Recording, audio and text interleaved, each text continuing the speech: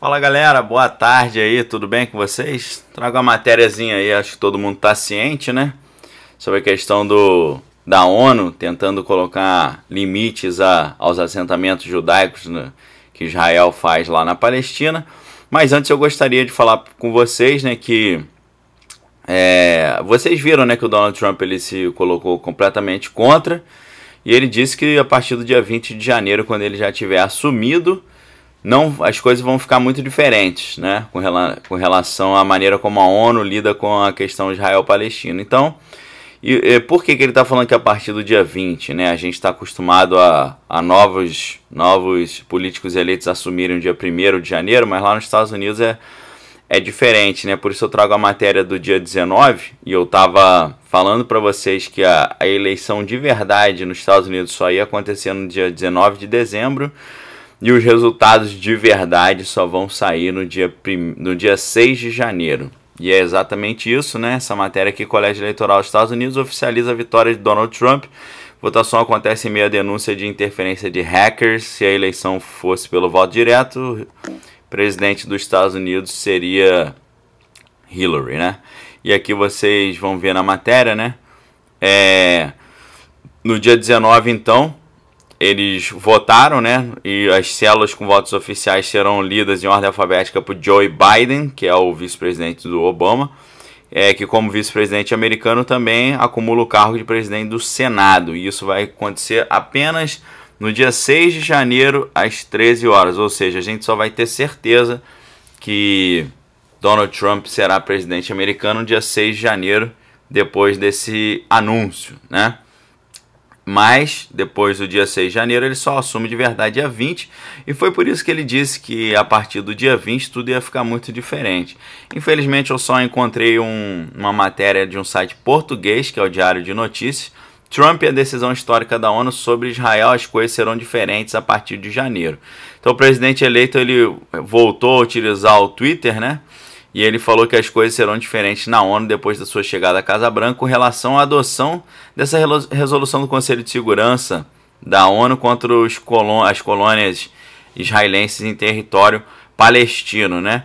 E aí, pessoal, o senso comum, né, o imbecil coletivo, a massa de manobra, a bucha de canhão, os idiotas úteis e toda essa galera... obviamente, quando a gente olha assim a questão de Israel-Palestina, você pensa, Israel está dominando aquilo ali de uma forma unilateral e tem oprimido os palestinos desde 1948. Isso é o senso comum, isso é a ingenuidade, a inocência. É a mesma coisa se você olhar para o céu e falar, nossa, que legal, o sol está se mexendo, né? Porque ele sobe e depois desce, e depois se você pesquisar um pouquinho mais, você vê que não é o caso, né? Que é a Terra que está se mexendo e o Sol está parado, aparentemente, né? Aparentemente.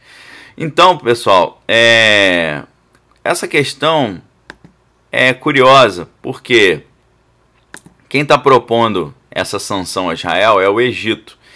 Só que o Egito ele fez um acordo com Israel, lá em Camp David, 1978, que Israel dominava a Península do Sinai. A Península do Sinai ela é maior do que o Estado de Israel. Ou seja, o Egito invadiu Israel, atacou Israel, Israel venceu a guerra e tomou a Península do Sinai como medida de segurança e falou para os egípcios que na hora que eles aceitassem assinar um tratado de paz com Israel, Israel devolveria a península. E isso aconteceu em 1979, quando Israel saiu da península que estava ocupada desde 1967. Esse foi o primeiro reconhecimento do Estado de Israel por um país árabe, que é o Egito. Então, hoje, o Egito propor essa sanção a Israel foi uma coisa horrorosa. Tudo bem que o Egito ele recuou depois da pressão americana e a liderança ficou com a Venezuela, entre outros países lá não muito simpáticos, né? Mas o que é interessante a gente ver é que no meio dessa palhaçada toda que a gente escuta de Israel-Palestina, Israel sempre teve a mesma postura, que é a seguinte: se vocês declararem um acordo de paz conosco, a gente entrega a Palestina para vocês. Sempre foi isso. O problema é que os países muçulmanos assinaram um tratado em Khartoum, no Sudão, dizendo que eles não vão aceitar nenhum tipo de acordo com Israel. Aqui eu faço referência para o livro Em Defesa de Israel, do Alan H. Dershowitz, tá? Obviamente é um judeu fazendo defesa de Israel, mas qual o problema, né? Aqui a gente tem a matéria da CNN com uma palestina chamada Zahra Hassan fazendo a defesa da Palestina. Então não tem problema nenhum, né? Matéria de CNN, defesa da Palestina feita por uma palestina. Aqui está a defesa de Israel feita por um israelense. Então tudo bem. Qual o problema? Os principais estados árabes, junto com a liderança palestina, por outro lado, categoricamente rejeitaram os princípios da Resolução 242 de 67, porque esta requeria paz com Israel. Ou seja, Israel sempre está querendo entregar territórios em troca de paz, mas é algo que eles não querem, e vocês vão ver por quê. O que eles obstinadamente se recusavam a fazer. Numa reunião de cúpula em Khartoum, os líderes árabes publicaram a sua notória declaração dos 3 nãos, tá? E é isso que explica por que ainda não houve uma solução para a questão Israel-Palestina, porque Israel quer entregar territórios em troca de um acordo de paz, mas eles querem os territórios prometendo matar todos os israelenses enquanto eles puderem. Esses são os 3 nãos do acordo de Khartoum, que dizem o seguinte: não há paz com Israel, não às negociações com Israel, não ao reconhecimento de Israel.